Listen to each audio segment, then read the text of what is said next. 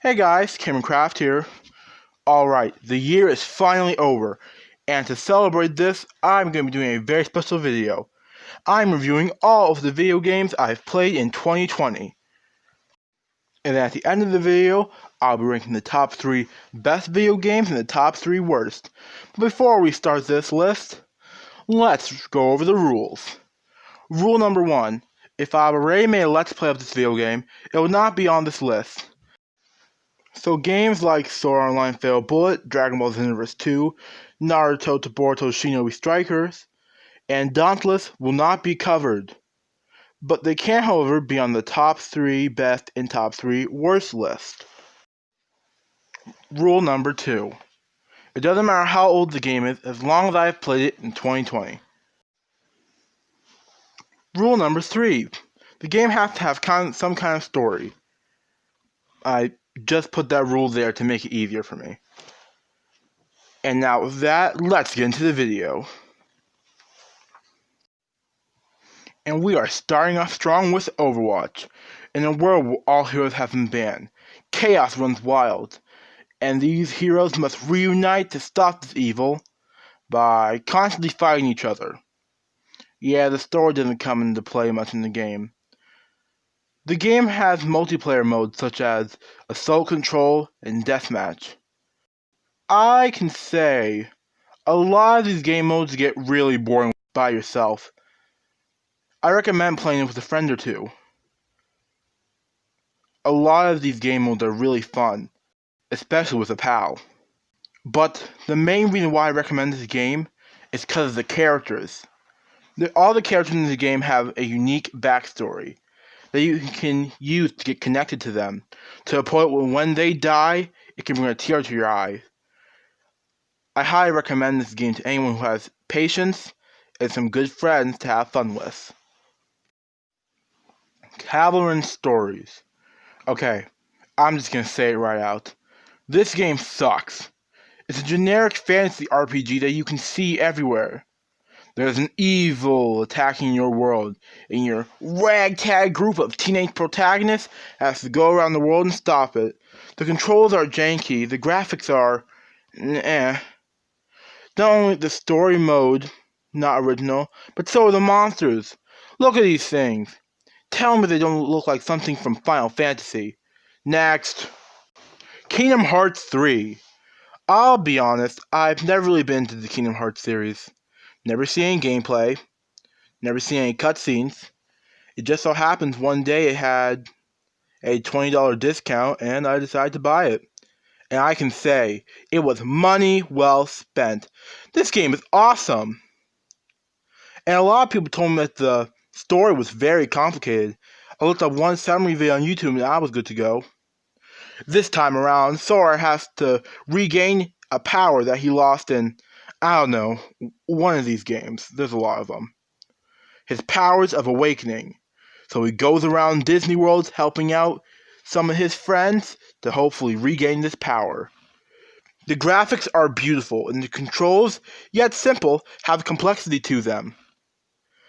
As you play the game, you unlock many magical spells like Blizzard or Cure, and as you progress through the game, you'll quickly be able to switch between magic, items, attack, and Link.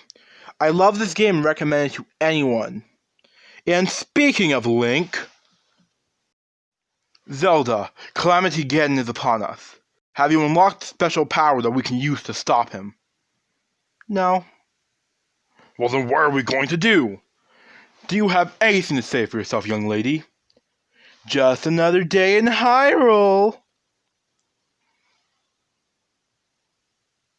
Link is dead! Yeah, that's the best way to summarize the story.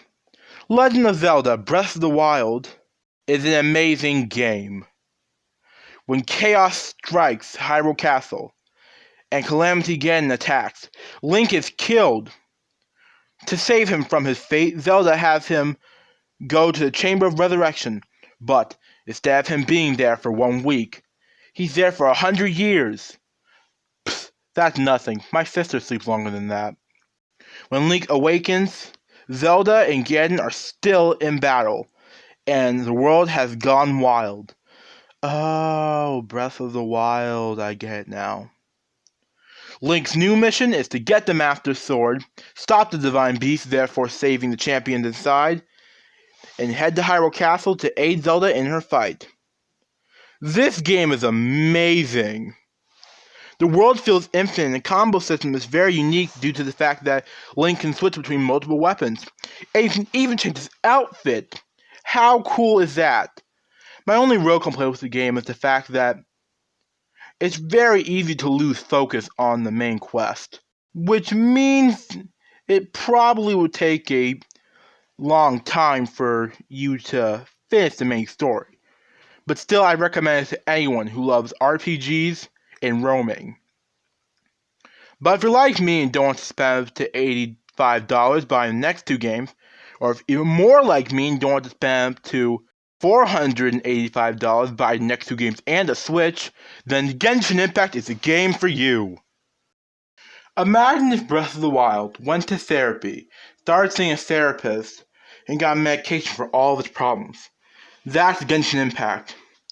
While you and your sibling are traveling, a god stops you in your tracks, and while battling her, kidnaps your sibling and throws you into a whole new world. Now, with the help of your new friend Paimon, you must find your sibling and return to your old life. I'm saying this right off the bat, this game does take a lot of stuff from Breath of the Wild. A lot of the monsters are similar. All of the weapons are very alike. And a lot of the roaming features are ones that you can find in Breath of the Wild. But this game has a lot of stuff to where I can confidently say that it's not just a rehash of Breath of the Wild. For example, in the game you can switch between multiple characters, unlock special abilities, play online with friends, and my favorite of the things that they add in this game, a magic system. Yes, magic! For a fantasy game, Breath of the Wild doesn't have a lot of magical elements. Hey guys, how are we going to give Link the ability to use magic?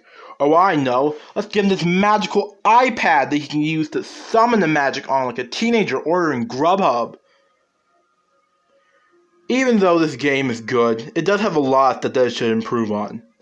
Like, when you go into someone else's world, all you can really do with them is roam. And you can't even open chests in their world. And if you aren't the same world level as them, then you can't play with your friends. Also, the combo system isn't as unique as Breath of the Wild, mainly because each character only has one weapon, so you can't switch between them. But still, I really recommend this game. It's free, it's on PS4 and all mobile devices. Yeah, it's not on a lot of devices or consoles. Hey, alright, now we're talking about anime games, my specialty. Which one are we talking about first? Oh no! Dragon Ball Z Kakarot was a big Naruto Shippuden Ultimate Ninja Storm 4. It's okay. It's probably the okayest game on this list. Here's the thing. The game's enjoyable, but after playing some of the other story games, I realized something. They take a lot of functions out of this game, like the clashing system, support characters, even a lot of the costumes got taken out of this game. Heck, even some features that are in story mode aren't available in the main game, like being able to run on walls in some of the beast fights. But now, don't get me wrong, it's still a really fun game. I love that this game takes advantage of the fact that Naruto has a lot of characters in it, and you can see a lot of them in the game. But, Bandai, if you're going to make the Ultimate Storm game, maybe try having some of the other stuff that made the other games so good. Now that we're done, let's list the top 3 worst and top 3 best games I've played in 2020. Third worst, Dragon Ball Z Kakarot. The story keeps important details out of the game. There's nothing to do once you beat the story mode, and the way to get new content through DLC costs a lot of money. No, thank you. Third best, Overwatch. Lovable characters that you can connect to, and a very entertaining game with game modes, and just a good time with friends. I recommend this. Second worst, Dauntless. Just a generic Monster Hunter game with nothing new added to it. If you want to see my full thoughts on the game, please go check out my Dauntless Let's Play, link in the description. Second best, Kingdom Hearts 3. A very entertaining story mode, a great combo system, and very unique and lovable characters. And the worst game I've played in 2020 is Cavalion Stories. Janky controls, a terrible story mode, and not so good graphics. I don't like this game. Next. And the best game I've played in 2020 is Genshin Impact, with an open world, a very entertaining magical system, and unique characters with unique abilities. Genshin Impact makes its way to number 1. And with that, we're done. We're done. The nightmare that is 2020 is finally over. Okay, real talk. 2020 has been a very tough year to get through. I know a lot of people had a hard time, and this Christmas, a lot of people had a missing seat at their table. It was a pretty difficult year for me too, but one thing that helped me get through it was you guys. Being on YouTube has really helped me with this whole social distancing thing. And being a YouTuber has been a dream of mine since I was 5 years old. Being able to call myself Cameron Craft was something that I've wanted for so long now, and now I can call myself that, thanks to you guys. It's finally coming true for me. My dream of becoming a YouTuber. I love making videos, and hope you guys will keep watching them. And with that, that's all for today, folks.